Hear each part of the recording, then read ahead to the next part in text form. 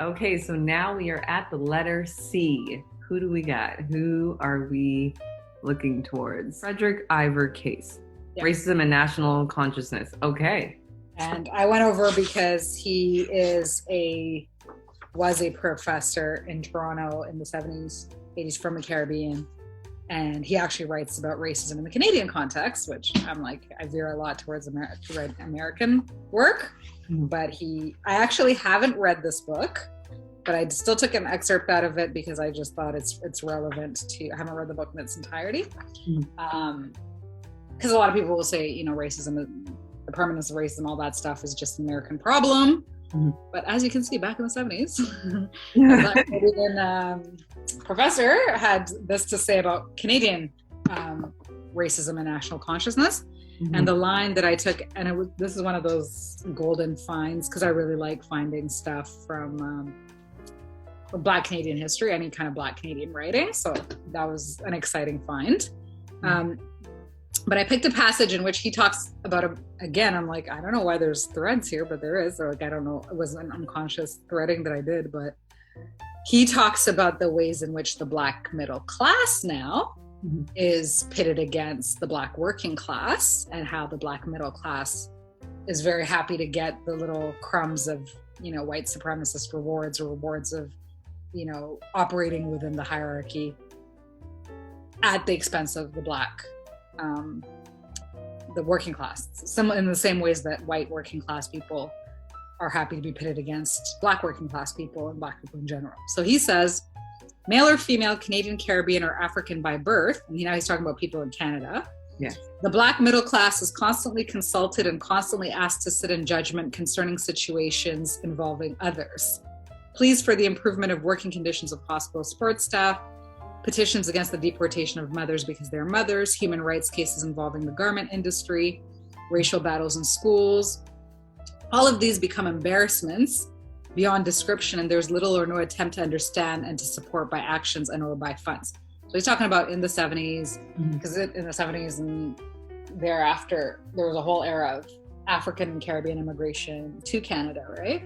And they were discriminated against in schools and workplaces and healthcare, everywhere. They're still discriminated against, right? Yeah, but when the ones that had gotten some stature in society were asked to support these kinds of battles, he's saying, they were embarrassed, like they didn't want to.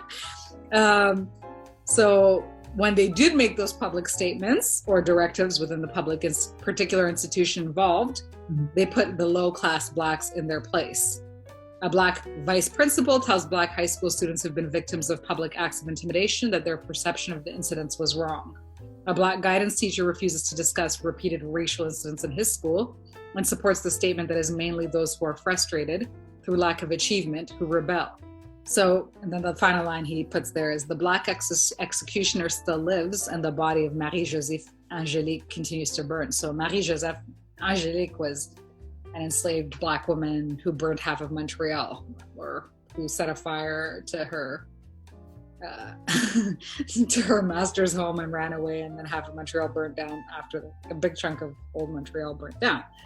And I guess she was executed by a Black executioner. So what he's saying is, looking at the ways in which Black people who are given crumbs and status are implicated in oppressing other Black people, or in maintaining the racial hierarchy, right? So I know there's stories of even I think this is in Canada, of principals who tell little Black girls to change their hair, go Black principals. I think this is in Toronto. Yeah, this happened. Yes. Or go home, your hair's not respectable. So Black people enforcing white supremacist ideals on other Black people because they get a reward out of it, right? Wow. As part of the problem of the discussion we're having, which is racism, colonialism, etc. It's so, there's so many webs, it feels. There's so many just ways that colonialism is sustained. Right? So many people, so many pawns, and just, it's sickening. I have no other way of describing it. Yeah. And it's, I like what you said about people always forget that exists right here in Canada. Just the US, and that's the only place in the entire world. But no, we have it in our very own backyard. And if you are able to find these books, then you'll be able to understand what our history looked like here. So thank you for introducing that book. Are you going to read the rest of it, or are you going to kind of go at it? It's on my list. You have 500 books behind you. So. C is for Case.